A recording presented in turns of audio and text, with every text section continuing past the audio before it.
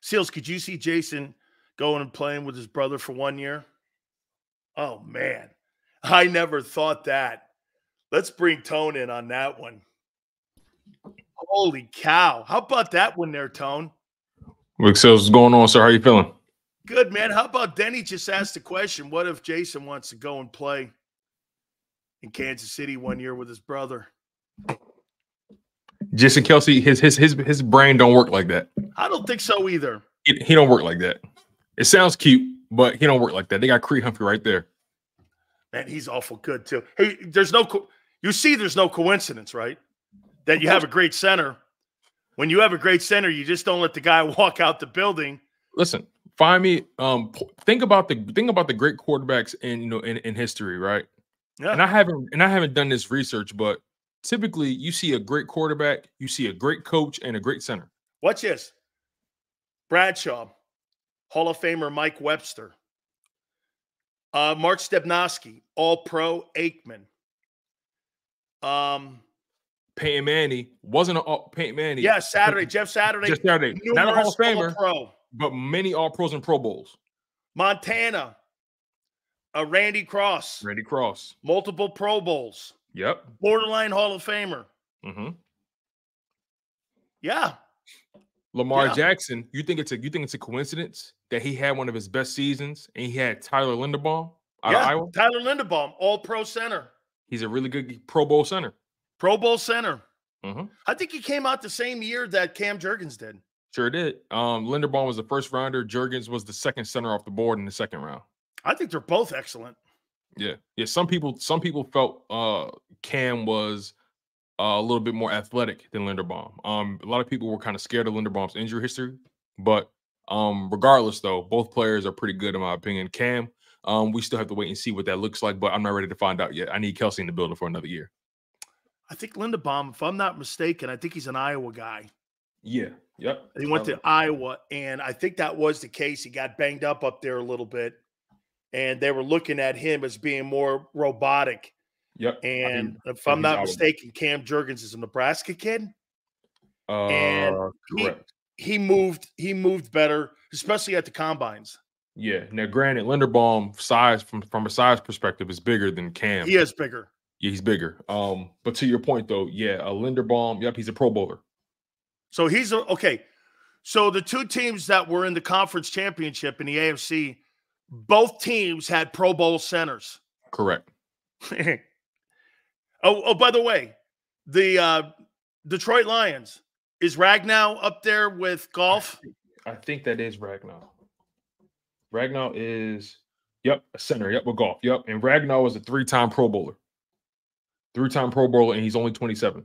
And not you, but I got you. People want to take Jason Kelce out of the building. I don't get it. I don't understand where you see every good team has a Pro Bowl center. I personally don't understand why people are so comfortable or so willing to just let Kelce walk out the door. I personally don't understand it. Listen to this though, right? I just want to throw some numbers around. So, okay, so currently right now, wow, this is interesting. Okay, listen to this. So I know you and I talk all the time about Kelce being underpaid, right? Yeah, he's underpaid. Listen to this. It always goes by position. This is where I think the NFL has to do a better job with their franchise tags, right? Their franchise tags aren't specific enough. The same franchise tag shouldn't be the same for a left guard versus a left tackle. It shouldn't be the same. But anyway, that's a different conversation. But I say that to say this. Did you know Jason Kelce in 2023, he was the highest paid center at $14.25 million? Yeah. Frank Ragnow, $13.5 million. Ryan Jensen, right for that position. $13 million. Corey Linsley and with the Chargers, $12.5. Yep. Ryan Kelly with the Colts, $12.5.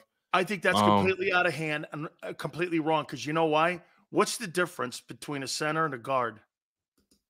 Let's see. You know what it is? Guards. There's two guards and one center. Wow, guards making more money than centers? Base tag is 20 or north of.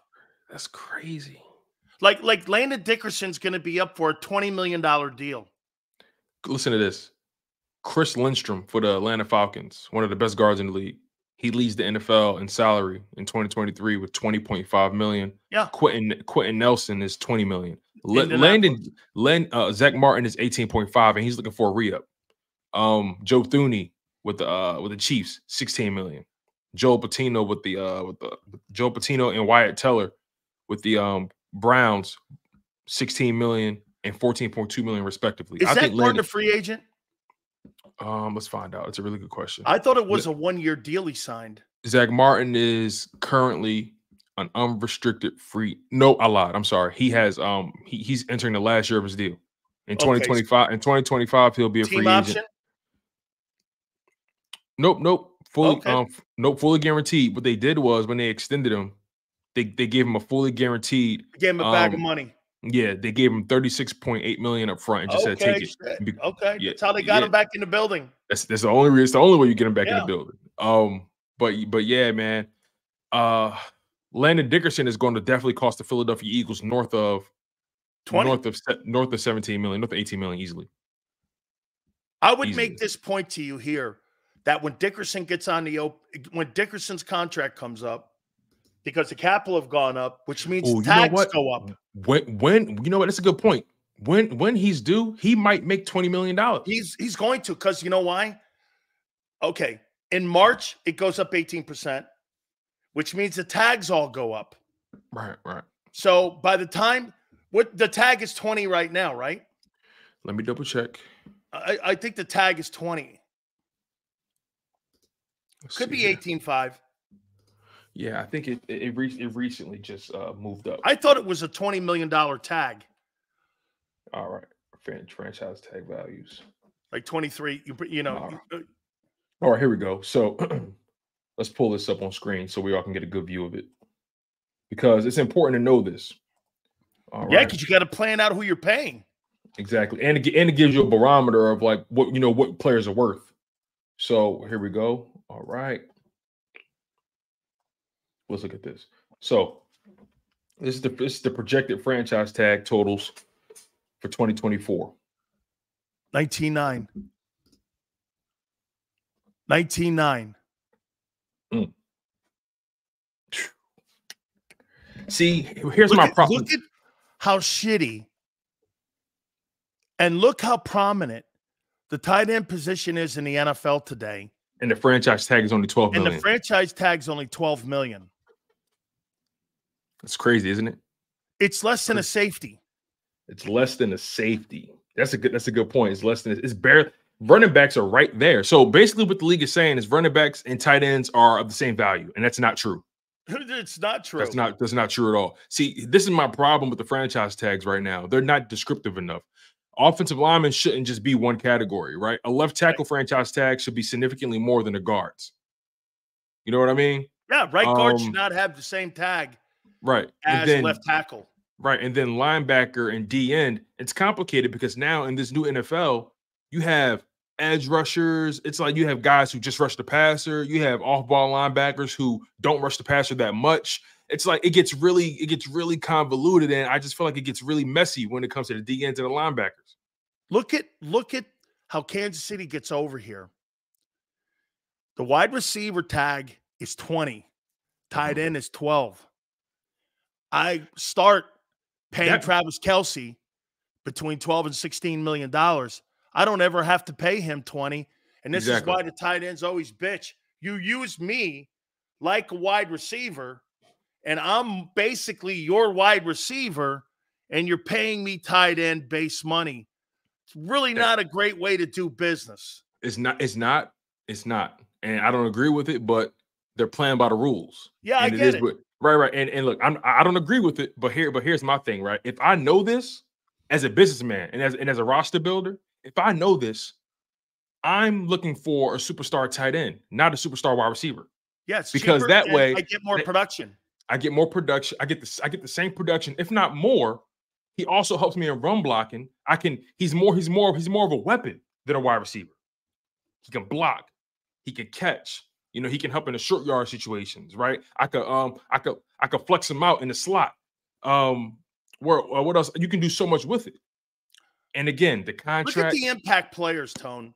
Right. Yeah, the guy in Baltimore, Kittle. Mark Andrews. Goddard. Yep. The tight end and the tight end, that brand new kid up in Detroit. Yes, the tight end in Detroit. Sam Laporta, TJ Hawkinson and with Minnesota. And Travis Kelce. Here's another thing too, man. What's the name of the GM again for the Lions? Brad Holmes. Brad Holmes, excuse my language, is a fucking genius. Yeah. And let me tell you why. He took a major risk last year mid-season trading TJ Hawkinson at the deadline. Everybody called him crazy. Everybody called him crazy. You know, he responds to that by finding Sam Laporta out of Iowa.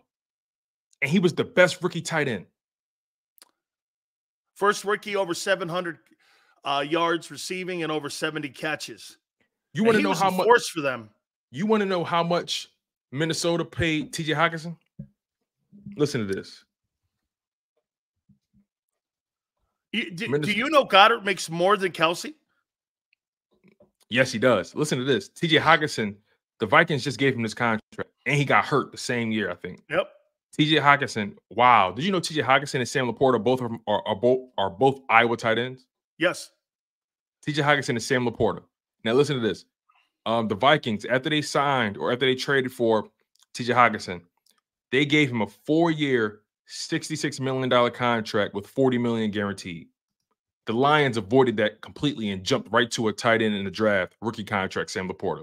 Gave him the same production. Give him the same production. Absolutely. That's how you build a roster. That's right. Right there. And get this. They moved off of that guy. And if I'm not mistaken, that guy was considered one of the better tight ends and up-and-coming tight ends in the National Football League. Yes, you also, not only that, you trade him in the division. Exactly. Okay? Yes. You trade that dude in the division. And on top of that, Tone, the way that Holmes is doing and building that team through the draft, Detroit's going to be around a long time. Okay? They got to get better in their back end when it comes to their corners and free safeties. Mm-hmm. But I think they will. You know, Gardner Johnson played all but one game. Now, I don't know if they're going to bring him back because if I'm not mistaken, he was on a 1-year deal. That could benefit. Yes, he was. That could benefit the Lions because he was hurt all year. The Lions currently, right now, are paying Sam Laporta $2.3 million a year.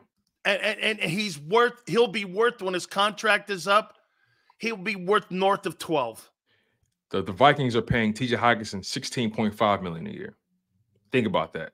Hey, that's right, Senor. George Kittle's an Iowa tight end too. Mm-hmm. And listen to this. Sam Laporta played every game. He was healthy.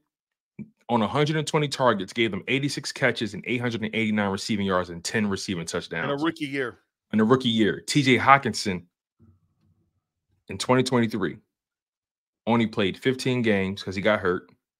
He gave him 95 catches, 127 targets, 960 receiving yards, and 5 receiving touchdowns. That's pretty good. You got the same. Play. Right. You got that is true considering the quarterback play. But my point is, you got the same production, if not more, from a rookie, and you're paying him less. But you lost in Minnesota because you didn't do anything with it, and it was a financial hit on your roster and a financial hit on your cap. Okay, Bingo. So hey, I want to go over these priorities with you that I wrote down earlier. I wrote down about 12 priorities. And I want to go over these with you. And maybe you think one's more than the other here. Okay. Eagle top priorities. I said the number one priority is the Reddick deal. Number 2 is the restructuring of the cornerback contracts. Number 3, what are you going to do with DeAndre Swift?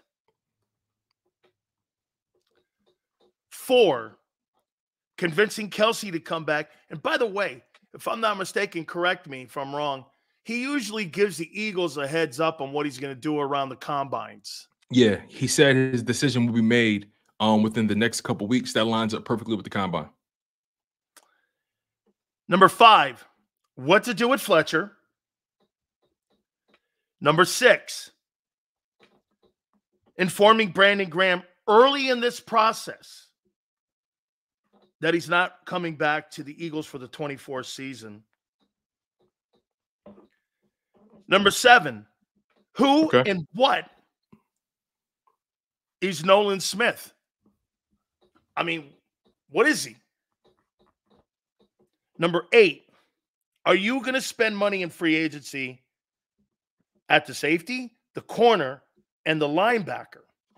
The reason I picked those 3, because those are all areas that you don't traditionally do a good job at.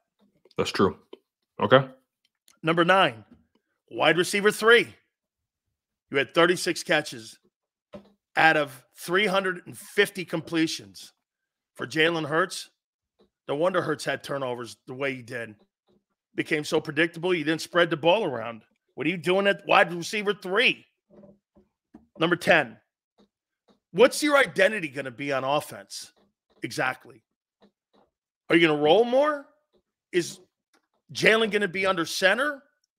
What's it going to look like? Number 11, are you going to practice harder in practice? And finally, are you going to take preseason games and make it more of a priority, especially when you have all these question marks, and most notably on the defensive side? Tone, I heard you say something earlier. I'm not going to say you're wrong, but I'm going to throw this at you. Right. Championship football teams are made in the postseason, and what you do in the postseason, you have to have a game plan set up for all these things that are going to happen for your team. Oh, the offseason. People are waiting for September, and you think you're going to build an identity, or you're going to all of a sudden have time and waiting till September. You don't have time. You have to right now, the decisions that you make, the contract negotiations, do you pivot in free agency if a guy gets signed? If the kid from Chicago maybe you're targeting, they re-up him. What's the direction you're going there? Are you going to look at Surtain? Are you going to go into the draft? There's a lot in a game plan on when you hit these calendar dates: free agency, the draft, OTAs, minicamp, then training camp. You have to have all this decided by training camp. No, yeah, you bring up a good point. You know, here's the thing, right? I do like your priority list, by the way, because I do believe the Reddick situation has to get figured out before you do anything else. Look, the one that stands out to me the most might be the free agent or draft safety corner linebacker. Number 8. That stands out to me a lot. You know why I started with Reddick and with the 2 corners? It's because it's the money. It's the money. It's the money. It's the money. And philosophically, you're looking on how to rebuild, because you've got to make a decision here, Tone. Right. But see, are they going to be blinded by their ego, or are they going to be looking in a mirror going, man, every time we bring a safety in, or we bring a corner in, or we draft a linebacker. And by the way, the guy we even had in here that was good, we didn't draft. We found him. I mean, that is a philosophical mentality, because you're right. Do I trust Howie in the draft? No. Do I trust him in free agency? More so than in the draft. Yeah, right. So for me, I like what you said earlier about the fact that if it was up to you, go linebacker in free agency. Because me personally, at that position, I need more experience there than anywhere else. You know, we can't afford to have a guy out there that doesn't really know what he's doing, right? You need a Jason Kelsey on your defense at the Mike backer. That's why I like that kid Gay Jr. in Kansas City. Yeah, I think you and I talk about that offline a lot. You know, Willie Gay is a guy I'm very interested in. The funny thing about the Philadelphia Eagles right now is, and you said this earlier, right? Especially when it comes to Nick Sirianni, they haven't come out and endorsed him. They haven't really said anything too committal, right? Not even the owner has said nothing. And also, why was it so easy for them just to strip him like this? You know, all those kind of things. You want to know why? Because they believe in their process more than people. They don't believe he's the reason why they are where they are. Okay, well then with that mentality that you're talking there, if you believe that, they've got a date on the wall in mind that if this thing doesn't look like this priorities are going to be addressed on what's the best for the team. Agreed. I mean, I think there's a date on the calendar at the NovaCare Center for Howie and for Jeffrey. If it doesn't look like this, and I think it's about I think it's week 7, week 8. I think that's their cutoff. So when's the trade deadline? But get this, Tone. But what's the point of going through that when you could have cut yourself clean of that? It's so funny you say that. Me and Rob were talking about this earlier. You know, I firmly believe that he is hanging. Create more drama. Yes. Why not just pull the Band-Aid off now? They're so caught up in process. Right. They're so caught up in how they're being viewed. And the fact of the matter is, in my humble opinion, I think Nick Sirianni being here is a PR stunt. I really do. That's my honest belief. Yeah. I said it on Sports Take. I've said it on every platform that I've been on.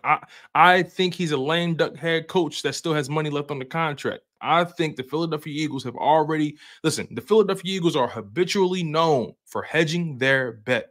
I could point out 2 recent examples where they've hedged their bet. The most recent, they've hedged their bet, Matt Patricia and Sean Desai.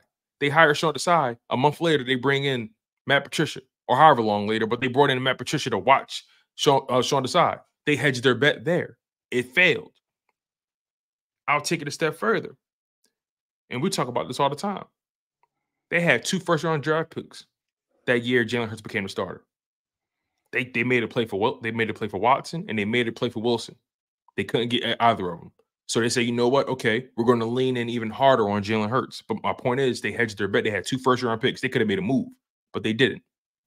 So that was that. So again, when it comes to Nick Sirianni, they bring in Vic Fangio, a guy who's been doing this at a high level for 20-plus years in the NFL. Then you bring in Kellen Moore, a guy who's been calling plays in the NFL for 5+ years. You brought in 2 people who had more experience than him and surrounded him with those 2 guys.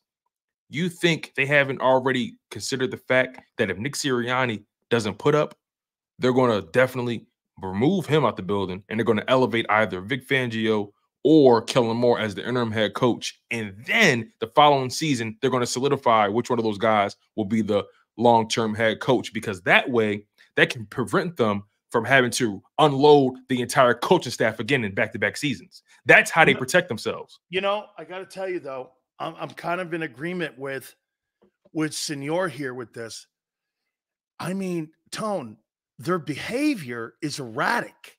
Yes, it is. Yes. It's erratic. I mean, you go, it's like going and hiring me or you as a coordinator and then turning around and hiring Bill Belichick as your D coordinator the next year. Why in publicly what you've done is you basically told your coach on September 25th, just using the date, if this thing don't look like this, we're firing you. I agree. And let me ask you this, right? Because they've done things one way for so long, is it fair to surmise that this Kellen Moore, Vic Fangio hire, is it fair to say that this is their way of trying to slowly transition into a more experienced way of coaching? And Nick Sirianni, experience, setting it. So you think potentially they're setting this thing up for Belichick? I didn't think that far ahead, but hey, you may be onto something. Because or Vrabel. Possibly. Or Vrabel. But here's the thing. When you do that, you potentially may have to unload an entire staff again. And I don't think they want to do that. That's why I think either it's going to be Vic Fangio or Kellen Moore. Likely Vic Fangio because of the experience.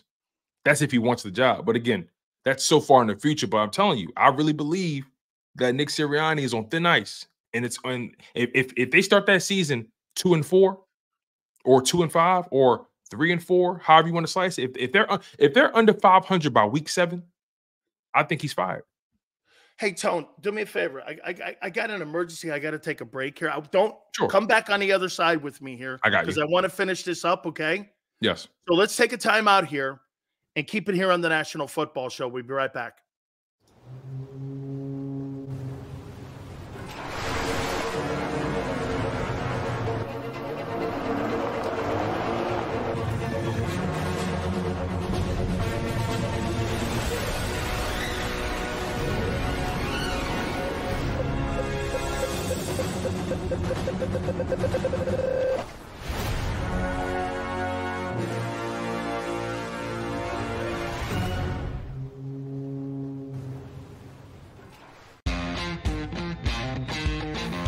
Go for the pulls and the pools. Go for the oohs and the ahs. Go for the bubbles and the bubbly. Go for the story and the stories. Go for the win. Go to Ocean Casino Resort. Book your trip at theoceanac.com.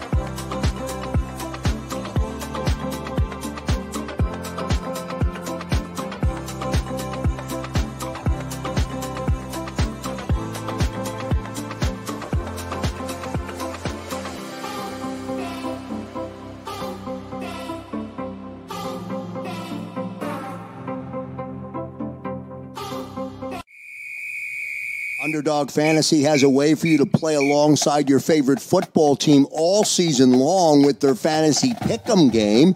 You pick between 2 to 5 players, select whether they'll go higher or lower on one of their stats, then do what you usually do on a Sunday, watch the games. You can win up to 20 times your money in a single game by going 5 for 5. It's a fantasy game, and the Sports Betting Show wants you to get involved. Go to UnderdogFantasy.com. When you sign up, use the promo code WIN, and Underdog will double your first deposit up to $100. That's UnderdogFantasy.com. Use the promo code WIN. Go for the win. Go to Ocean Casino Resort. Book your trip at theoceanac.com. EAGLES, Eagles.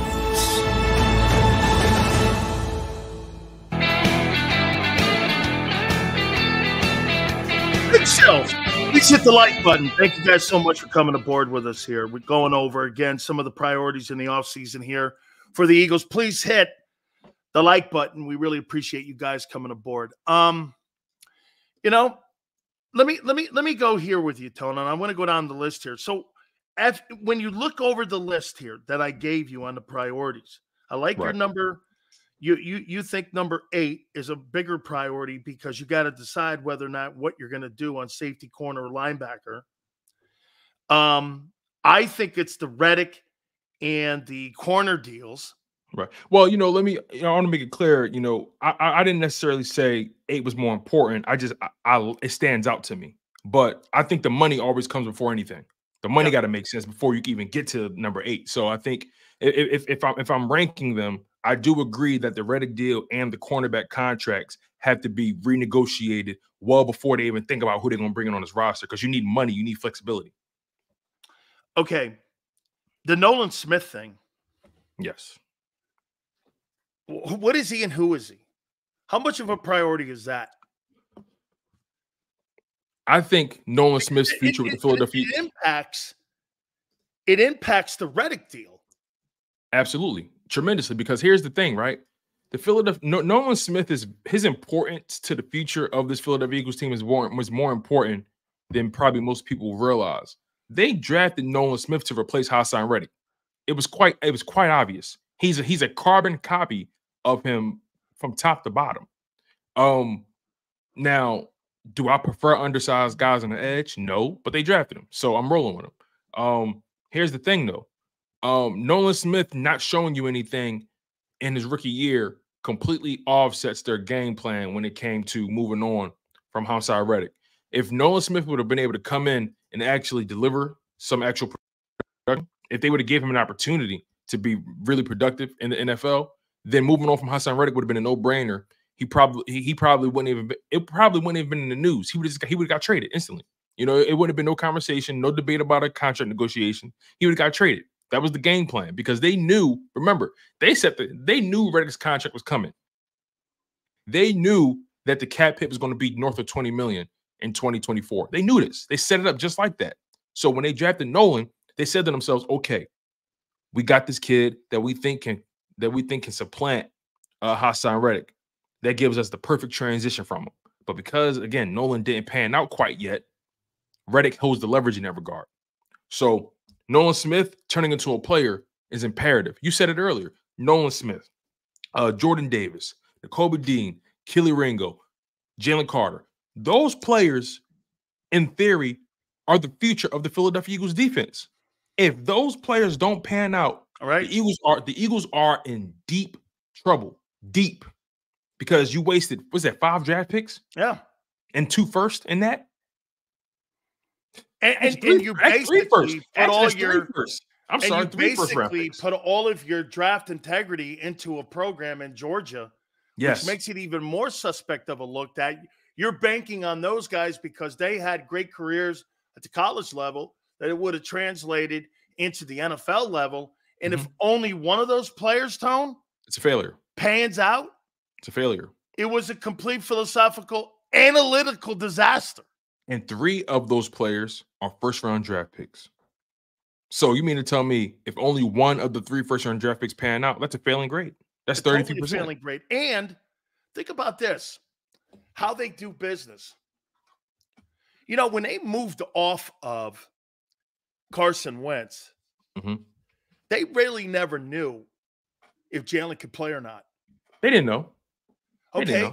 Well, when they moved off of TJ Edwards and Kaiser and Marcus Epps and Gardner Johnson, and they just thought that they had what you call their process, and not having seen any players that played in their system that could have taken all of those positions.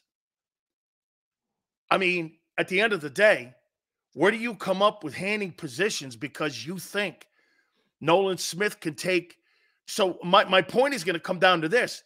Do they think that they could just put in Nolan Smith like they put in Nakobe Dean to replace TJ Edwards? Because at the end of the day, this is what they've done. Hey, we got rid of Epps. They put, right, am I right? They put Blankenship in there, right? Right. Right. Okay. Well, Blankenship's kind of a replacement. Epps is a better player. Yeah. Yeah. Epps is more athletic. How do you replace players when you don't know if they can play? That's a good question. To your point, though, don't most NFL teams ultimately have to take certain risk when it comes to moving on for certain players? I mean, aren't you doing a lot of gambling in general? I guess what I'm trying to say is I'm not trying to make an excuse, but I guess I'm trying to figure out, isn't that the norm in the league? Sometimes you got to take a chance on a guy and see if he can actually play. See, I think most of them, and when you're okay, here and it's a good question. Like, look at Jalen Carter. Jalen Carter didn't have the year that Javon Hargrave had this year in San Francisco. Wasn't horrible. He's kind of close. Right, and he's a rookie. He's cheaper. He's cheaper. And I think he's going to be better. And I think he's better. That's how it should look. Right. Like, here's a complete bomb. Mozzie Smith in Dallas. Yes. Had no reps. He barely played. He's a first rounder. You're supposed to be replacing the guys in the interior in there on a rookie guy, and he did nothing for them. To your point, here's the problem with the Philadelphia Eagles, and here's the difference. You mentioned Jalen Carter. I like that example because you clearly saw a game plan for getting him involved. You saw it, right? The difference between Jalen Carter and, for example, Nolan Smith, there was no game plan to get him involved. Yep. You traded Derek Barnett, and still you didn't give Nolan Smith more reps. Nolan Smith should have been getting routinely, at minimum, 20 reps a game. At least. They didn't do that for some reason. He was only averaging about 6 or 7 reps a game, if that.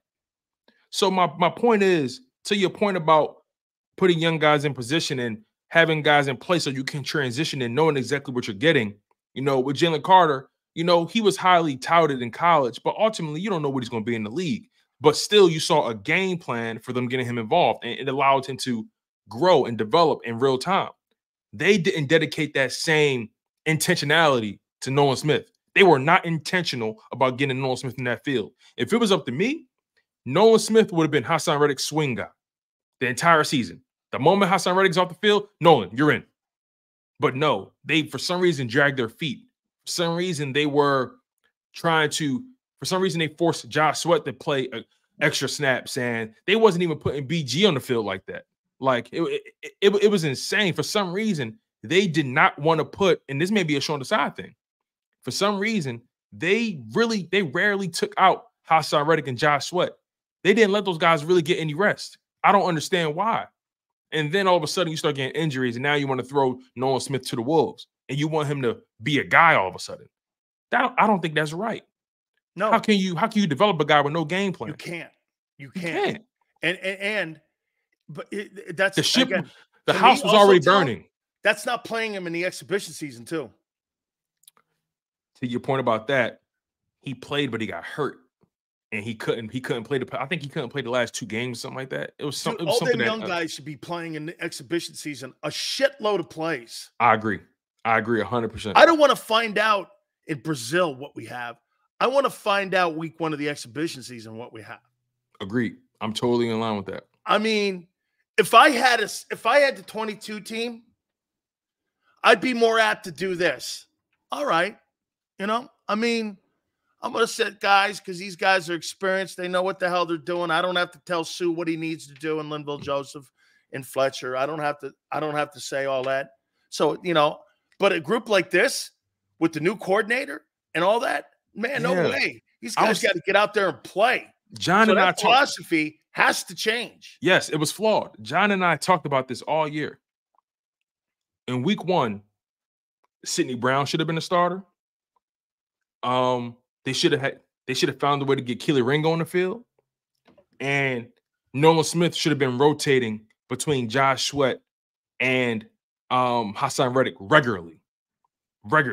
If either of those guys are on the field, Nolan, you're in. I don't care if you're on the weak side or the strong side, you're in.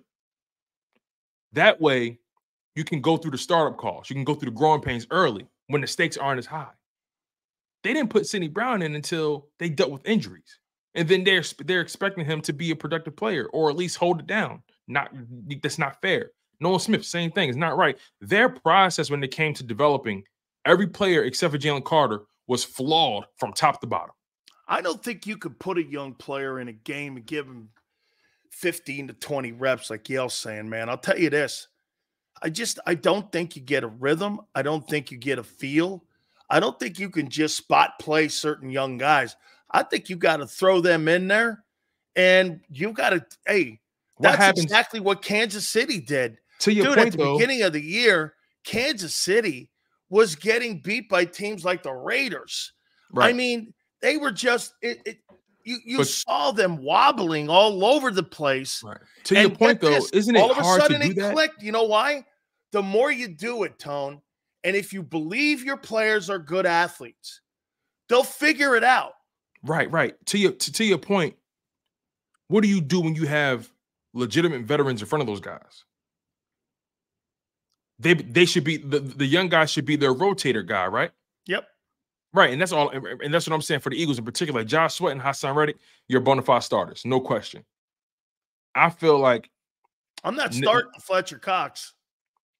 That's my point. I felt like Jalen Carter and Jordan Davis should have been the starters. Milton. Or even Milton. But week 1, I felt like Jordan Davis and Jalen Carter should have been my starters. Yes. And then Fletch is my swing guy because I want his motor running hot. Yeah. I don't want him overworking because he's more valuable to me at 50. Fletcher at 50 Cox snaps. is going to give me the same production tone if he starts or he doesn't. Right. He might give you more if he's not starting. Might give you more. Like BG did last year. But this year, in my humble opinion, I don't think they even used BG enough, and they didn't use Nolan Smith nowhere near enough. And I think it bit him on the ass in terms of the conditioning for the defensive line. For some reason, Sean Desai and those guys did not have trust in Nolan Smith, did not have trust in BG, did not get Sidney Brown on the field early enough. There was just malfeasance and malpractice all across that defense when it came to utilizing their personnel. And that's my opinion. You know, I said that there's no chance in hell that DeAndre Swift's coming back. And I agreed with you. And then you think when you look at the market, CBS came up with the top 25 free agents. and his name ain't on that list. That Pro tells you that Football he may come Focus back. Has him 6th. Now, let me put this out there to you. We saw what the cap number was for running backs. It's like 9.9, right? Yes, 10 point. I think it's 11.1. 11.1. Yeah. Well, there's not a back who's going to be. There's not a back in free agency, Tone, that's going to get 11.1. And that includes Saquon Barkley. He ain't getting 11.1. Teams don't build their football teams around running backs anymore. That's not going to happen. You're not spending that money there. Right. I say the most he gets is what? What would this? Would you agree him or Josh Jacobs is the 2 highest guys that are going to? What do you think? 8 million, 9 million, maybe. Those guys a high. So DeAndre Swift, he's interesting because his market value right now is, I believe, 6.7 million. That's what his market value is. But when I look at the running back position, he's not going to get that. When you got Derrick Henry on the market, Josh Jacobs on the market, Saquon Barkley on the market, Tony Pollard, Austin Eckler, who I think is better than Swift. You got Cordell Patterson, Gus Edwards, Ezekiel Elliott, Devin Singletary, Clyde Edwards-Helaire, and then you get DeAndre Swift. I mean, there's a lot of people in this market right now who are going to get more money. There's a few people who I think will get more money than him. But when you think about it from that perspective, because it's so oversaturated, you got J.K. Dobbins and all the guys like that, A.J. Dillon, Kareem Hunt is available. When it's that loaded with running backs, it becomes a buyer's market, not a seller's market. Therefore, the buyer is always going to dictate what your value is. Do you think if he rolled in at 4.5, the Eagles would entertain that? That's a good question.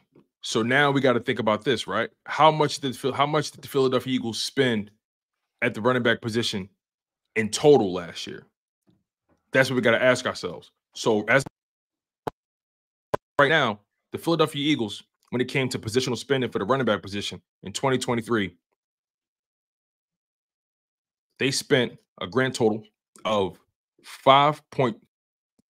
their cap when it came to the running back position, $5.24 million.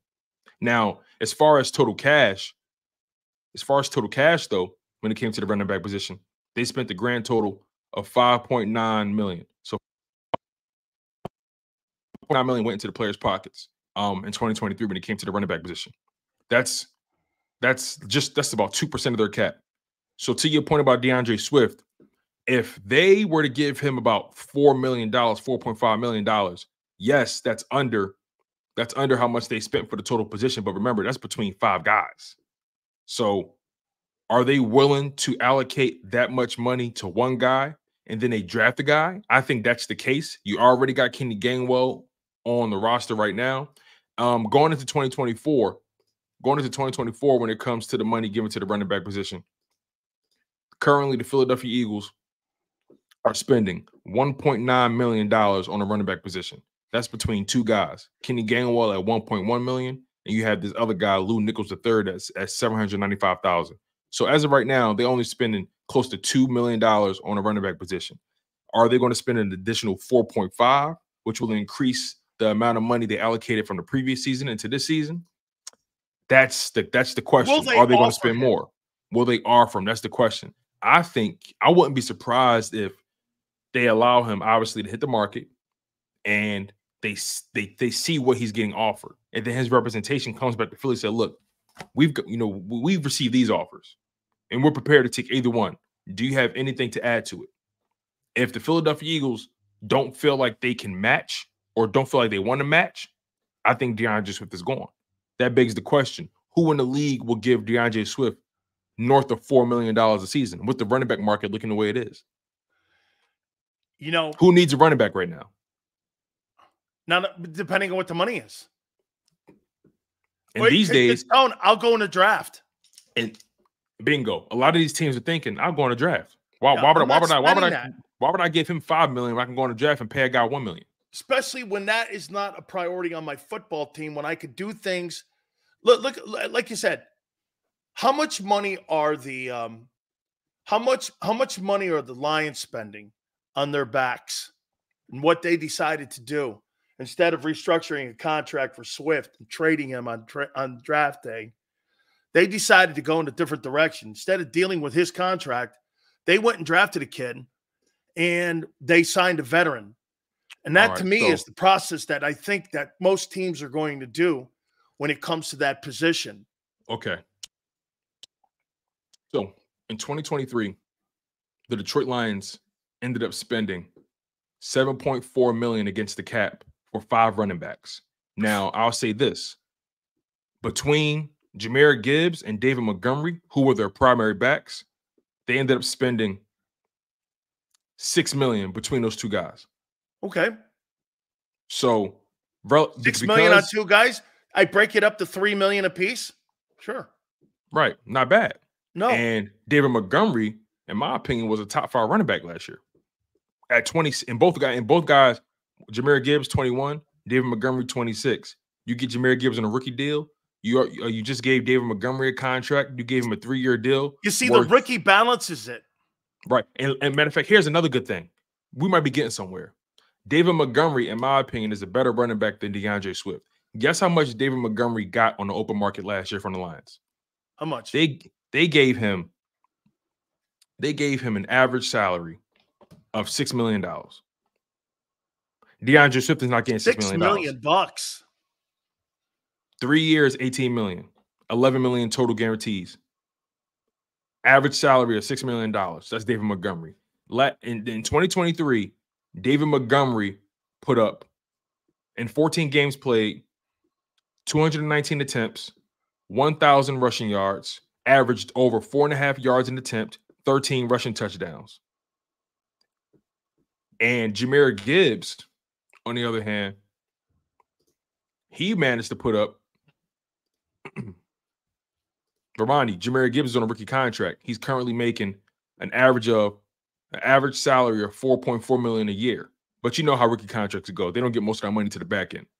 So in terms of production, Jahmyr Gibbs gave them 182 attempts, 945 rushing yards at 5 yards an attempt with 10 rushing TDs and 1 receiving touchdown. He also gave them 52 receptions and 316 receiving yards. So they got over 1,200 yards of production from Jahmyr Gibbs and over 1,000 yards of production from David Montgomery.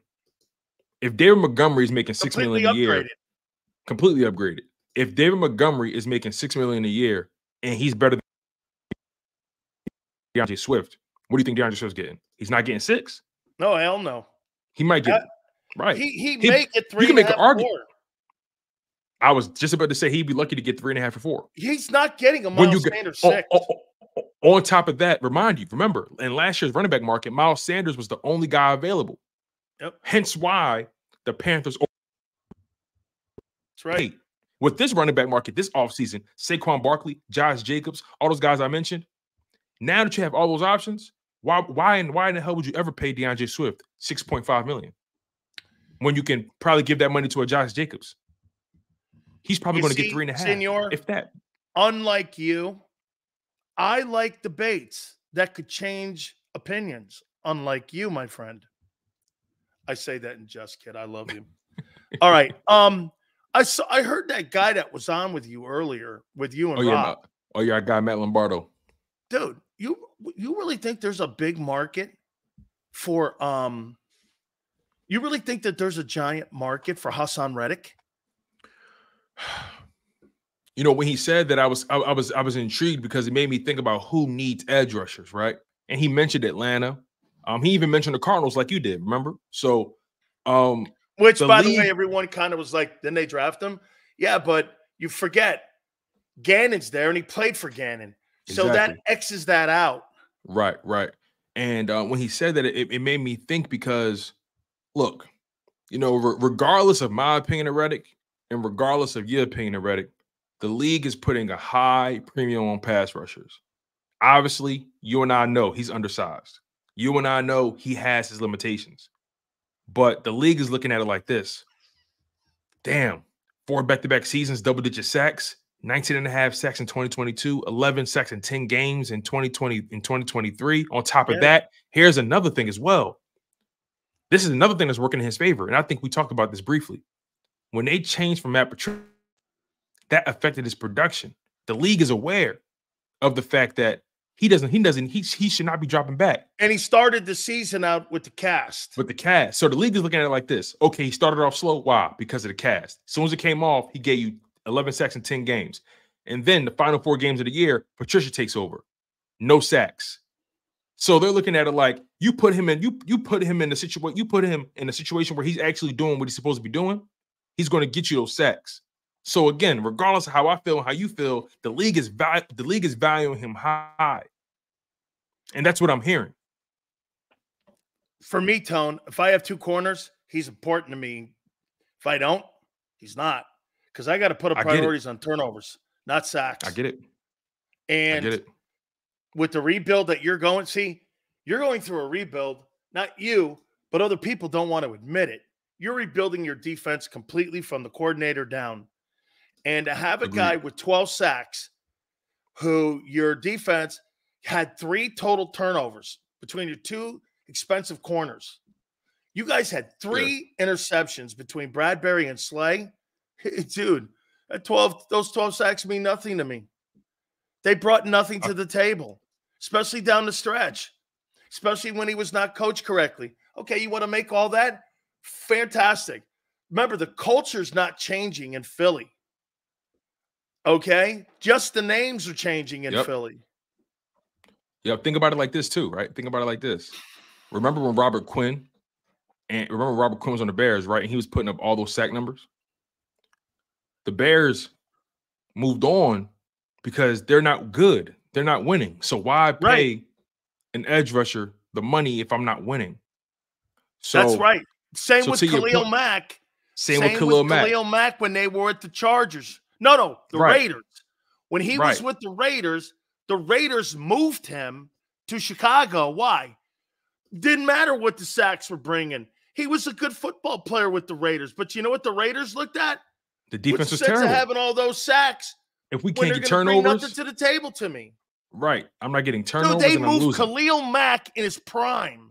Yes, you're telling me you're talking about Haason Reddick on a football team that really is not going to do anything with those 12 sacks. That's a priority. Paying him, that should give you an idea of the situation the Philadelphia Eagles are in. The Raiders traded Khalil Mack in his prime because he was getting sacks, but they weren't winning games, and the defense wasn't forcing turnovers, and they were just bad. Why would I pay a guy big money at that position? Yeah, he's productive, but what is it getting me? Nowhere. So again, the Philadelphia Eagles are looking at it like the same way. That defense, yeah, he had all that production in 10 games, but the reality is that defense was one of the worst teams when it came to sacks. They weren't in the top 10 at all. I think they were like ranked 15th. They were the worst pass defense in the league. They forced no turnovers. So when you put all that killed on first and second down in the passing game, and they were getting killed in first and second down, not just in the passing game, but in the run game as well. The run defense went from being top. The run defense went from being the best in the league through the first several weeks to being the worst in the league. They went from giving up 60 yards a game. They went from giving up about 80 to 90 yards a game rushing to about 150. 69 at one time. No, you're right. I'm sorry. I have my math wrong. They were giving up about 70 yards a game, like the first 8 weeks. After the bye week, they went from giving up about 70 yards a game to about 140, 150 yards a game. Meanwhile, Haason Reddick is on that line. Josh Sweater's on that line. Fletcher Cox is on that line. Jordan Davis, Jalen Carter, they're all on that line. So again, why would I pay a guy all this money if the production isn't translating to defensive success? So I say all that to say there's a strong chance Haason Reddick may be moved if they can't come to a financial agreement. Because I think the Eagles like him. Moved in Denver. Say that again? Look at Von Miller being moved in Denver. Yeah, they let him walk. There's a Super Bowl MVP. And they let him walk. And they let him walk, and they let him walk to the Rams. Okay? And now he's up in Buffalo. Yep. He went to teams that needed pass rushers that had really good players on it. You know, I was even saying this about Aaron Donald. But you see, and I think I heard you say this or someone say it, the Rams are turning it around quicker than I thought they were going to turn it around. Yeah, that was me. Yep, that thing's getting better And I was saying this. Trade Donald, right? Everybody was saying that. No, I'm going like this. You're going to pay a defensive tackle $30 million when your defense is really not going anywhere. But then all of a sudden they draft a kid from Wake Forest, the kid Turner. Yep. They put him on the other side of him. All of a sudden that defense is starting to look better. Mm-hmm. You know, they're hitting on their later draft picks. All of a sudden they hit on this Puka Nacua kid. Mm-hmm. These are all later picks. Think about what they got in the draft, Tone. Puka Nacua and that kid Kobe Turner. Those guys weren't first rounders. But if you redrafted them again, they'd all be first rounders. So the Rams are turning it around. Why? They hit on picks. Because they don't have the money. Yep. And look, statistically, the Rams defense wasn't really that great statistically. But if you watch the games, you see the strides they were making. And I talked about this, right? I think by week 13, the Eagles were, entering week 13, the Eagles were 10-1. And the Rams, I believe they were 5-6. Something like that. Something like that.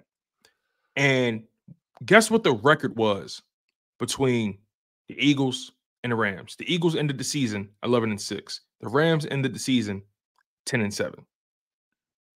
One more win. One more win. And at week 13, they were 5-6 and you were 10-1. So that Rams team got better significantly. And they figured it out. That speaks to coaching. That speaks to player development. That speaks to staying the course and not panicking. The Eagles, on the other hand, coaching lacked. Production lacked. They didn't stay the course. They panicked. And lo and behold, we got what we got on defense, and the Rams' defense significantly improved. They went from being one of the worst defenses to being, I want to say, a top 14 defense in terms of scoring. They were only giving up about 22 points per game. So look, man, the Eagles got some decisions to make. And the bottom line is it starts with Haason Reddick and those cornerbacks in their contracts. Yep. They're gonna have to restructure, figure something out. If Haason Reddick doesn't want to move or bite, they're gonna have to trade him. You know, before we bring Jason Cole in here, what'd you make of the couple hours, a couple days now after the Wilkes firing? What'd you make of that? I don't like it. I feel like I still believe he was scapegoated. I still believe Steve Wilkes is a guy that wasn't the reason you lost that Super Bowl. I feel like Kyle Shanahan undermined him in that Super Bowl as well, calling a timeout on one of his plays. You in the first half, you allowed only 3 points to Patrick Mahomes. Only 3 points. And you only surrendered 19 the entire regulation game. Exactly. And the only reason Patrick Mahomes and that team put up another touchdown was because you fumbled on the punt. So again, was Steve Wilkes really the problem, or was the offensive problem? Deebo Samuel. If you play the old rules. First team to score wins. Niners win the Super Bowl. Yeah, that's but how close you are. Yeah, that's true. But again, Deebo Samuel. I get it. Where was he? No. George Kittle. Where was he? I get all that. And that's all. I just don't think Steve Wilkes was the root of their issue in that Super Bowl. That's all. All right, Tone. Great stuff. Yes, sir. It was always a pleasure. I appreciate you. You bet it, man. That's